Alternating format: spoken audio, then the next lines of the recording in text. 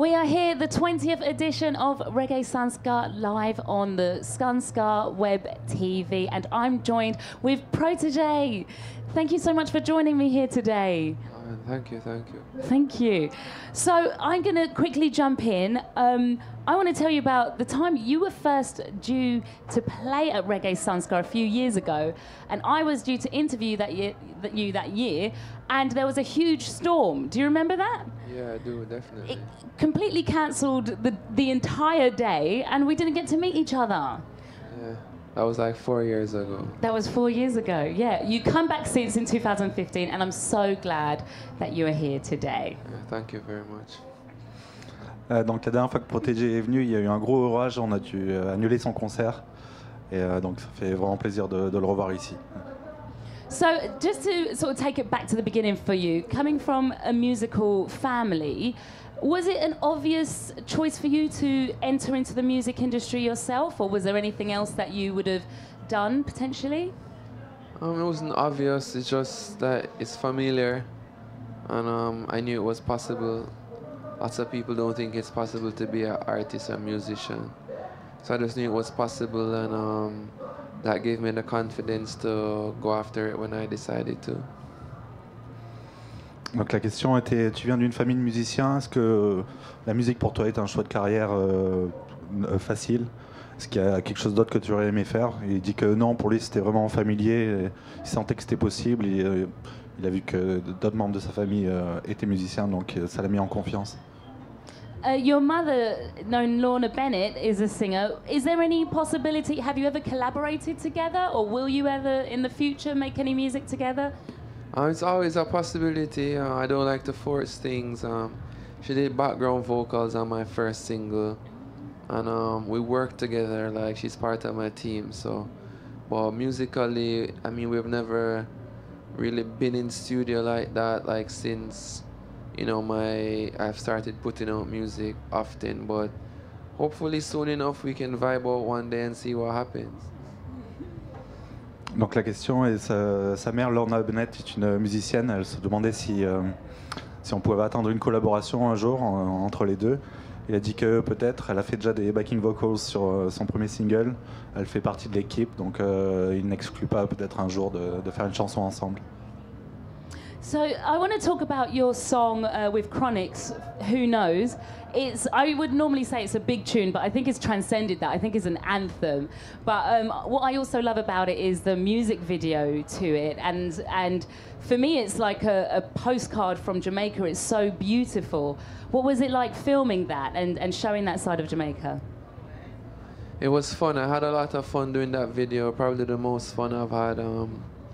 We hadn't seen each other for a while before that video shoot, so we were just hanging out for 2 days, driving around Jamaica, you know, in a good mood, a good vibe, and I think it translated in the video.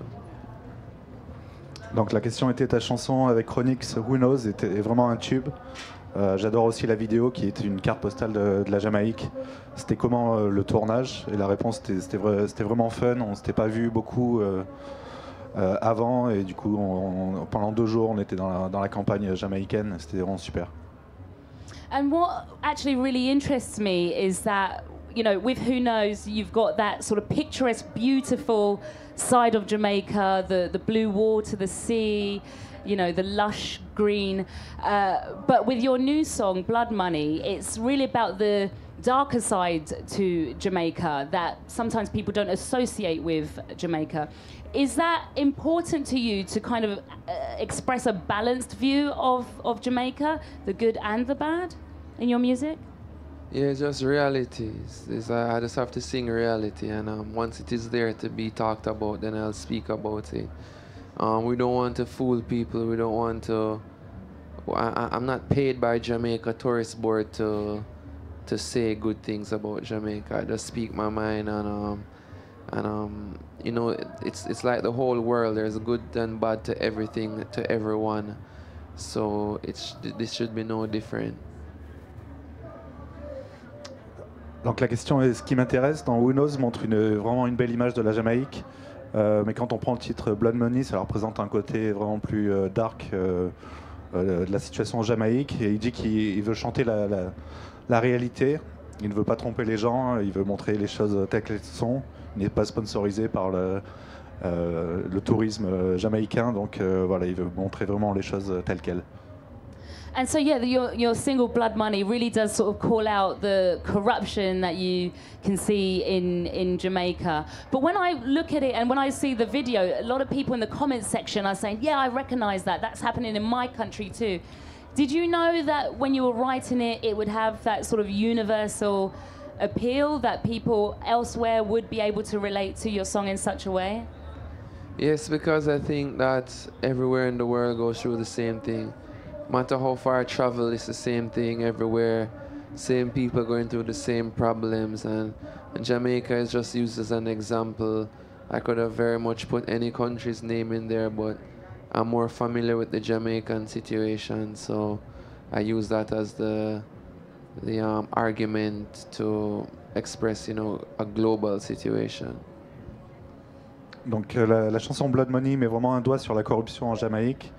Mais cela peut s'adapter vraiment un peu partout dans le monde. Il y a beaucoup de gens dans les commentaires de ces vidéos qui disent qu'ils ont la même chose chez eux. Et il dit que oui, en fait, c'est vraiment partout pareil. Il y a les mêmes problèmes en Jamaïque comme ailleurs, mais il utilise la Jamaïque comme un argument vu que c'est ce qu'il connaît. And something completely different before we finish up.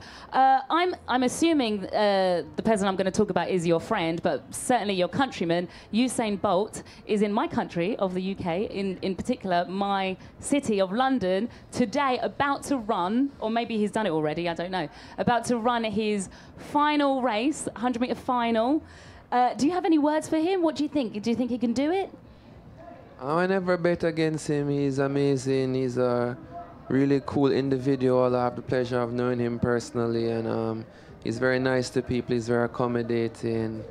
Actually had a ticket to go to the race tonight. I'm bummed that I can't go. Oh, yeah. But he's awesome, and you know, regardless of whatever happens, he's done enough to be, in my estimation, like the premier athlete in the world in any sport, and he's done his country proud. And he's very inspiring, and I hope when people see greatness like that, they don't just watch it and admire it, but it inspires them to dig within themselves and be as great as they can be also. Donc la question était au sujet de Usain Bolt qui court sa dernière course du 100 mètres ce soir. Et il veut savoir ce qu'il en pensait. Et il a dit que c'est vraiment quelque chose d'extraordinaire, quelqu'un d'extraordinaire et qu'il le connaît personnellement. D'ailleurs, il avait des tickets ce soir pour aller le voir, mais il est un peu blasé, il ne pourra pas y être. En tout cas, c'est une inspiration pour beaucoup de gens de se dépasser. Et c'est vraiment une personne très importante pour la Jamaïque en étant le meilleur athlète du monde. I'm sorry you have to miss it, but we are so blessed to have you here to perform at Reggae Sun Ska. It's the 20th edition. It's amazing to have you here. Thank you so much for talking with me today as well. Thank you for having me. Thank you. Everybody, PROTOJE. Thanks.